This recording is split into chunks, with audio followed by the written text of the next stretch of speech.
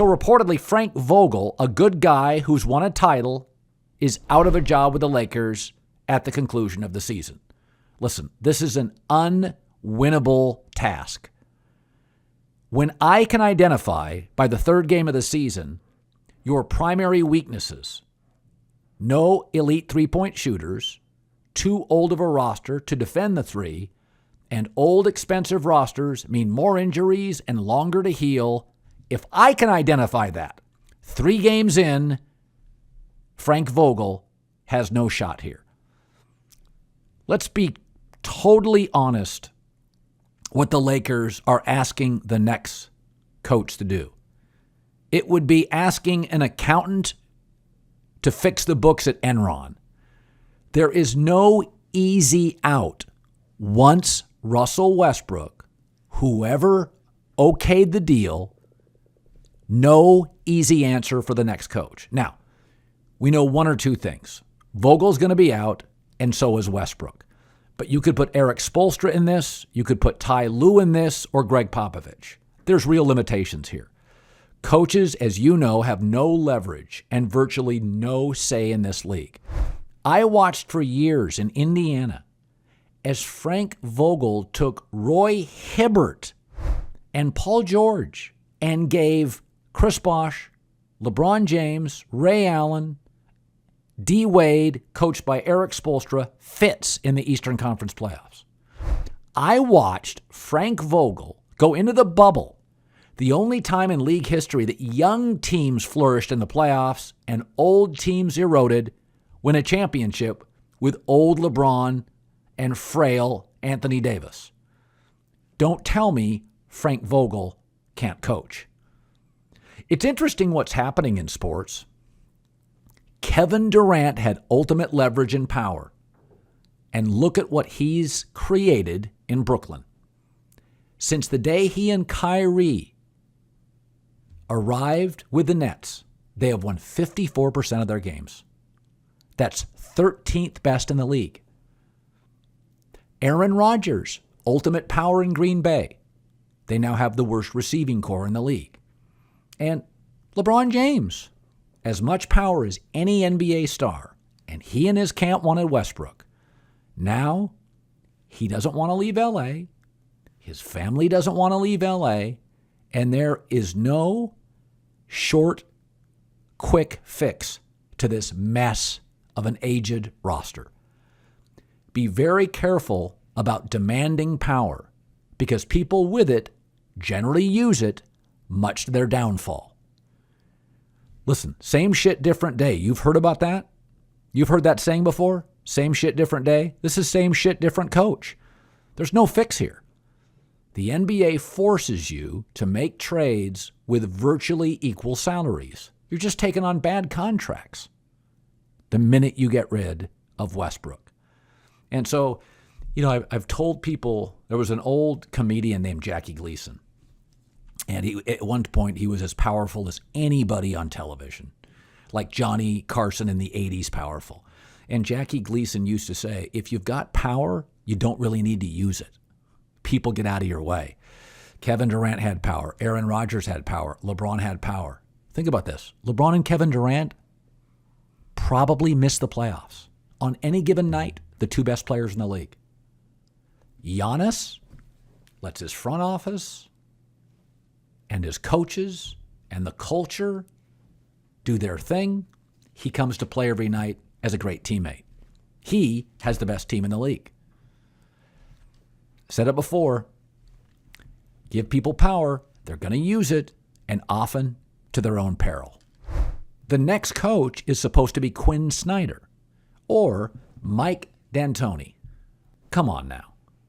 Quinn Snyder, who is a brilliant tactician, why isn't he winning bigger in Utah? Because he doesn't have good enough, athletic enough wings. He's got an all-star guard, an all-star big. He can't overcome roster deficiencies. Why has Mike D'Antoni been fired multiple times? He's non-confrontational. Players like him. He's an easy pushover. Maybe it works with his Laker roster, but he doesn't like bigs. If you want to win titles in this league now, you have to have somebody to defend Giannis, Embiid, and DeAndre Ayton. And he likes rosters that move, that don't have bigs. So is he a perfect fit? Again, same issues, different guy running the team. Speaking of the Lakers, I don't think it's a coincidence that both Kareem Abdul-Jabbar and Magic Johnson have attacked LeBron. I don't think it bothers the Lakers one bit that Kareem and Magic have come out to land blows to LeBron James.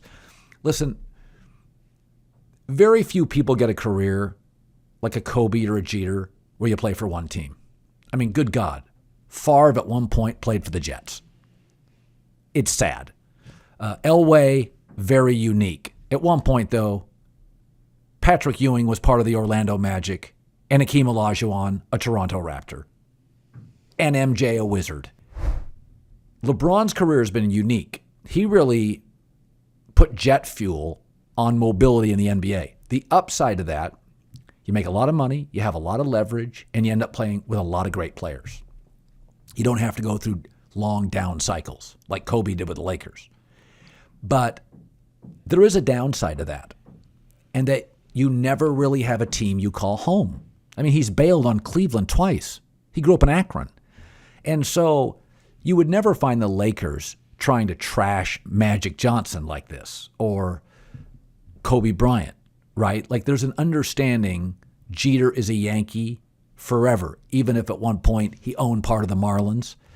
The downside to being really mobile, and I can attest to this because I bounced all over the country, what do you call home? What's home? I don't have a home. Home now is in L.A. I just moved here 7 years ago. And so LeBron has had this leverage and this mobility and this power, and it's got clear upsides. You just get to play with more great players. You don't have to go through long down cycles. But the counter to that is who's really got your back? Pat Riley felt burned. The owner of the Cavs twice felt burned. Members of the team, D. Wade, felt a little burned. And now the Lakers, back-to-back ugly seasons, feel scorched. Mobility, the highs are high, but you can feel abandoned very quick if things go sideways. Nobody truly has your back. It apparently made a few people upset when I suggested the reason the Rams have so many high-priced stars and other teams can't afford them is the Rams have smarter people running their organization. Let me give you an example. The Chicago Bears, my sources have told me for years that upstairs the Bears don't know what they're doing. So the Bears don't pay their quarterback, Justin Fields. They don't pay Mooney, their best young receiver. They don't have a top 5 highest paid offensive lineman. Yet they had to let go of Allen Robinson, Kyle Fuller, and Khalil Mack in the last couple of years. Who are they paying?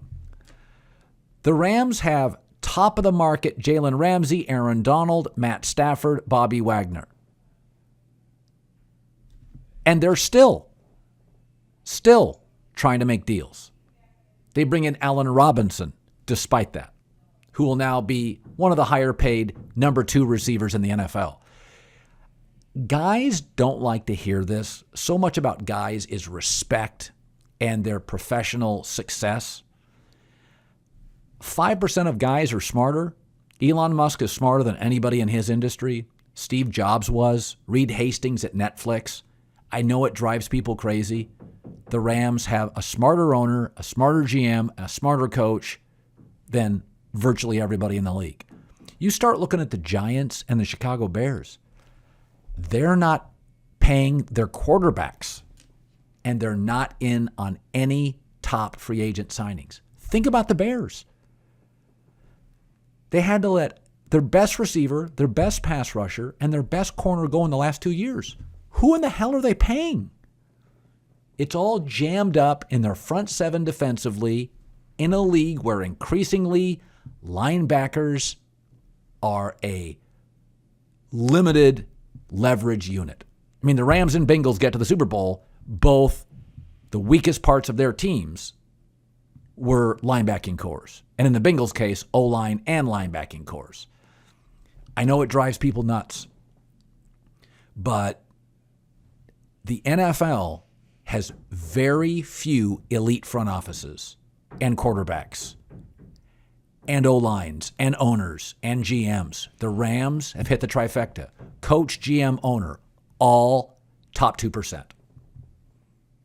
Use the Bears as an example of the gap between how each franchise can manipulate the salary cap. It's got a hard floor. It's a hard cap. Look at how the Rams manipulate it and how the Bears are overwhelmed by it.